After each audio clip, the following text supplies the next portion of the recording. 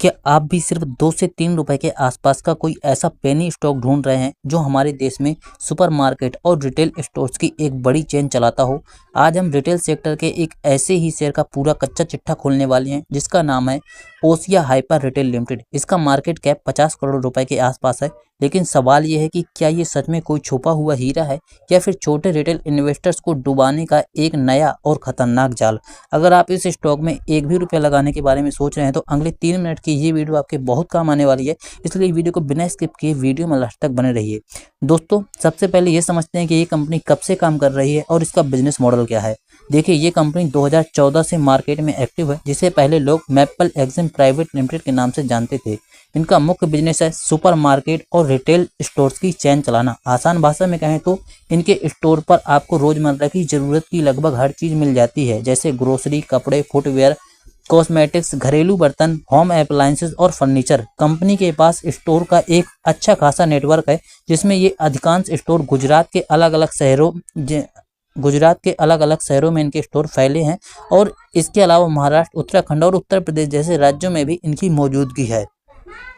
कागज पर इतने सारे स्टोर्स और इतना बड़ा बिजनेस देखने में तो बहुत शानदार लगता है, लेकिन दोस्तों, इस कंपनी का कड़वा सच बेहद डरावना है। इस स्टॉक में कुछ ऐसे रेड फ्लैग्स और खतरे आ चुके हैं जिन्हें नजरअंदाज किया तो आपका पूरा पैसा जीरो भी हो सकता है।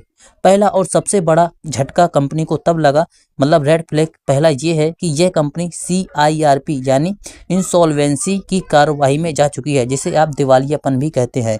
नेशनल कंपनी लॉ ट्रिब्यूनल यानी NCLT ने कर्ज न चुका पाने के कारण इस कंपनी के खिलाफ दिवालियापन की प्रक्रिया को मंजूरी दे दी है।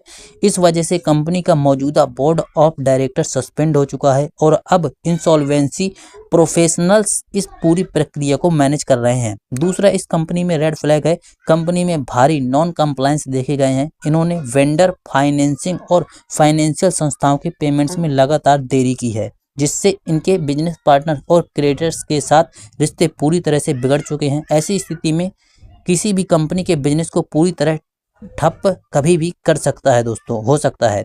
तो दोस्तों, फाइनली वर्डिक्ट क्या है, आपको क्या करना चाहिए? देखिए, सुपरमार्केट का बिजनेस अपनी जगह है, लेकिन जब कोई कंपनी दिवालिया होने की कगार पर पहुंच जाती है तो उसमें निवेश करना सीधे कुएं में कूदने जैसा है। इसलिए सिर्फ 2 से 3 रुपए का भाव देखकर इसमें अपनी मेहनत की कमाई फंसाने की भूल बिल्कुल मत कीजिए।